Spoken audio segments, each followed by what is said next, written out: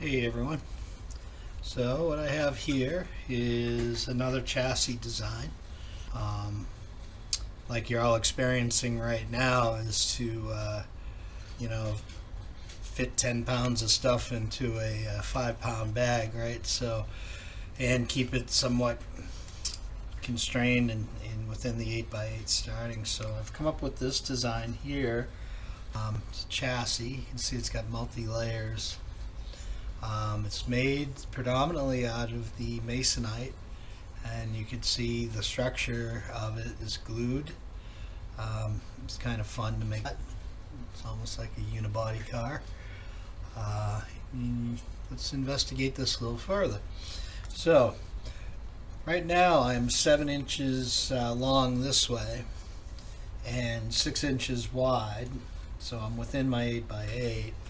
And when this is sitting flat from this surface here, my wheels or my bottom lower surface to the top plate is about 3.5, right around 3.5. So you can see I'm well within that. And as you're experiencing now, you need places to put things like your board and your batteries, and then places to run wires and whatnot. What I like to attempt to do is I like to keep my wires internal and not just have them hanging over the edge of something, because that becomes a catch-all when you're trying to drive around obstacles and whatnot. So what I've come up with is this convertible design. As you can see, I can lift this whole chassis up this way, and my electronics and my battery pack are actually independent of the actual carriage that drives. They're only connected through these wires, right? So, and these two screws, of course. So, in an effort to still have accessibility to the battery compartment and, my Arduino and whatnot, I needed to make it so it was somewhat of a convertible, so that we could get there and do what we had to do. So you can see how that opens up. I hope you had a view of the construction of it.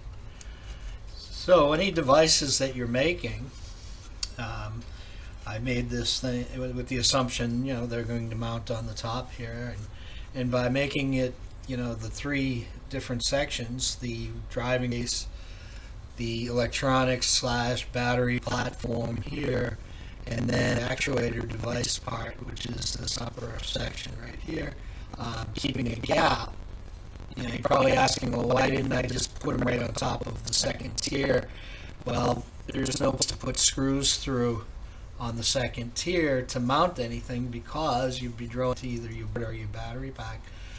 So I needed some way of a space for either wires or screw heads or whatnot, so that the screw can come up through this platform and then mount to your actual device. So that's the reason for the holes right here and here. That's for routing the wires. So if you have one of your adapter cables, you just fish it down through those 2 holes, run it along the battery pack, and there's your connection point right there. So you can see that all the wires would be contained underneath anything that's actuating, and the adapter wires to the motor wires are quite long, so that's not going to be an issue. Another nice feature that in the previous chassis design I didn't take into consideration till later is the accessibility to this connection right here, which is part of the Arduino, plugging your computer in. So on the first chassis video that you saw, hopefully you saw, you don't see an access hole for that. Well, it exists now, because I found that to be a problem after the fact. So that kind of drove this design, is to make everything that I know I'm going to be touching quite a bit, and that's the on-off switch here, and the connection for the Arduino is all accessible through this side of the robot, or the carriage. Now my initial thought was that this would be the front, and there's the rear, just thinking in terms of the rear wheels driving. But when I put it on the game board, I found that it was much more stable if this became the front of the robot and drove up the incline, we'll say like this, because of the balance issues. Now it's balanced pretty good. The weight's nice and low, right? Low in terms of this contact point. But most of the weight is actually right here in the batteries, right?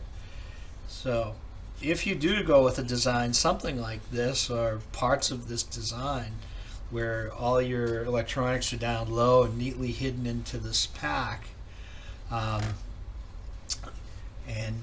you'll want to consider that when you mount your device. Now, is this going to be the front, or is this going to be the front as you drive up to your challenge?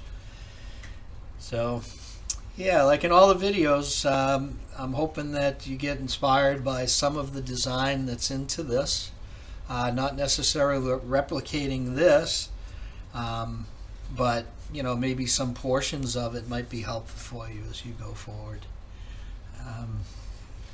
So that's the construction right there. A little two-part epoxy holding my cross members that hold the rails that are the motor mounts, and basically the structure of the whole robot. These cool little wings right here, they're nothing more than a support for the upper deck, and I wanted to spread the load over that distance because I didn't know where the heavier portion of my device was actually going to be on top of this. So by spreading that load across that long leg, I'm confident that if I have more weight back here, I'm not going to pivot from my hinge point. So, all right, hopefully that helps. Okay.